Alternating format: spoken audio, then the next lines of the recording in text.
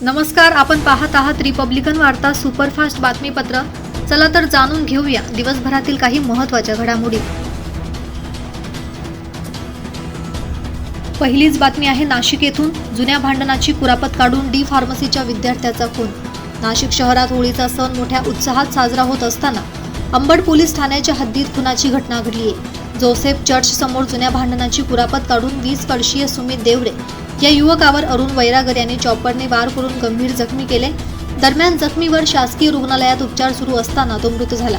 या प्रकरणाची गंभीर दखल घेत 8 तासात पोलिसांनी हल्लेखोरास ताब्यात घेतले असून पुढील तपास सुरू आहे। पुढील बातमी आहे मनमाड येथून कांदा साठवून ठेवलेल्या शेडला भीषण आग। नांदगाव तालुक्यातील जंक्शन रेल्वे स्टेशन म्हणून ओळखल्या जाणाऱ्या मनमाड शहरातील चांदवड रोड लगत असलेल्या व्यापाराच्या कांदा शेडला भीषण आग लागल्याची घटना घडली आहे। यात शेकडो क्विंटल कांदा जळून खाक झालाय। या आगीमध्ये कांद्यासोबत शेड पण जळून खाक झाल्याने व्यापाऱ्यांचे लाखो रुपयांचे नुकसान झाले आहे। आगीचे कारण अद्याप अस्पष्ट असून रात्री कुणीतरी आग लावल्याचा संशय या व्यापाऱ्यांनी व्यक्त केला असून याबाबत पोलीस स्टेशनमध्ये तक्रार देण्यात आली आहे।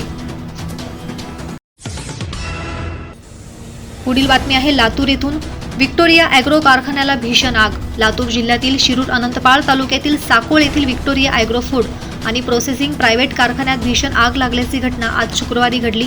या आगीत प्राथमिक अंदाजानुसार 50 ते 60 लाखांपेक्षा जास्त नुकसान झाल्याची शक्यता वर्तवण्यात आली आहे। तर कुठलीही जीवितहानी झालेली नसली तरी आगीचे कारण गुलदस्त्यात असून पुढील तपास पोलीस करत आहेत।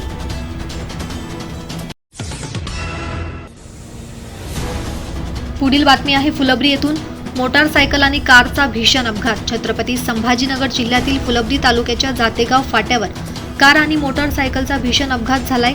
या अपघातात अंकुश पवार नामक युवक जागीच ठार झालाय। कार चालकाच्या निष्काळजीपणामुळे हा अपघात झाल्याचं बोललं जात आहे। याबाबत पोलीस स्थानकात तक्रार दाखल करण्यात आली असून अधिक तपास पोलिसांकडून सुरू आहे।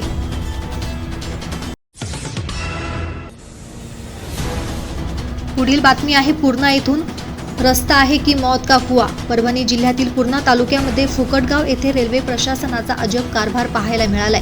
वाहतुकीसाठी असलेला ब्रिज हा धोकादायक असून वाहतूकदारांसाठी डोकेदुखी ठरत आहे।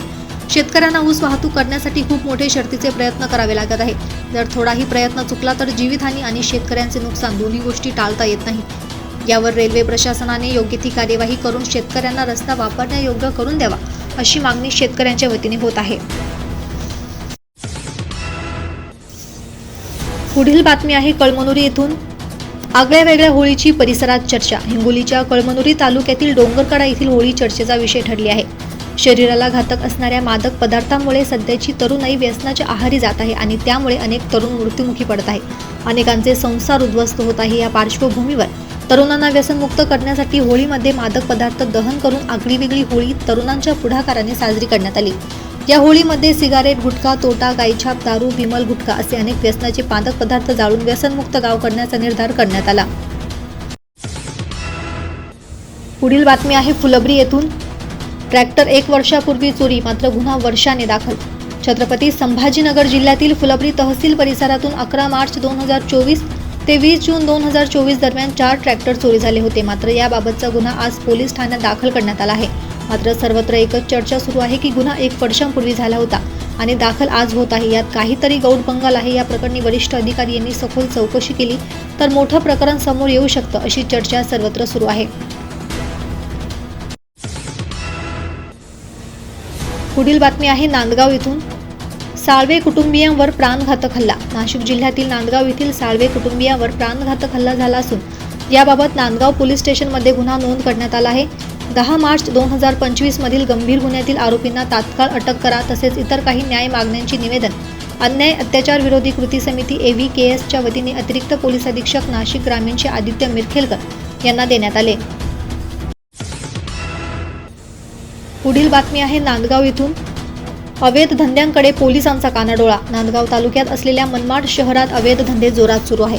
मात्र पोलीस प्रशासन त्याकडे कानाडोळा करत असल्याची चर्चा दबक्या आवाजात सुरू आहे। तसेच शहरात सुरू असणारे अवैध धंदे बंद करण्यात यावे या मागणीसाठी डॉ. बाबासाहेब आंबेडकर सेवाभावी संस्था महाराष्ट्र राज्य संस्थापक अध्यक्ष जयश्री कुणाल शिंदे यांचे गेल्या 12 दिवसांपासून साखळी उपोषण सुरू होते। मनमाड नगर परिषदेचे माजी नगरसेवक राजेंद्र आहिरे आणि Republican party of India Athawale गटाचे गंगाधर दादा त्रिभुवन यांच्या मध्यस्थीने जयश्री शिंदे यांची 12व्या दिवशी शुक्रवारी तुर्तास उपोषण मागे घेण्यात आले। पुढील बातमी आहे हिंगोली येथून. जिल्ह्यात मॅनेज टेंडर स्कॅम उघड करणार. कळमनुरी तालुक्यातील डोंगरकडा येथे शासन परवानगी नसताना जिल्हा परिषदेचे मुख्य कार्यकारी अधिकारी आणि त्यांच्या अधीनस्थ असलेल्या कार्यकारी अभियंता आणि लेखावित्त अधिकारी यांच्या मूकसंमतीने 44 लाख नागरी सुविधा DPDC हेडमधील मोठ्या ग्रामपंचायतीचा रस्ता अनधिकृतरित्या शासन निर्णयाला डावलून सिमेंट रस्ते देता येत नसताना आर्थिक लाभापायी जिल्ह्यात टेंडर स्कॅम सुरू असल्याचा आरोप वंचित बहुजन आघाडीनं केलाय. त्या अनुषंगाने कारवाई करण्याचे निवेदन जिल्हाधिकारी यांना देण्यात आले आहे. तर या होत्या आजच्या काही ठळक घडामोडी. पुन्हा भेटूया रिपब्लिकन वार्ता सुपरफास्ट बातमीपत्रात. तोपर्यंत आपण पाहत रहा रिपब्लिकन वार्ता news Maharashtra. Subscribe now and press the bell icon. Never miss an update.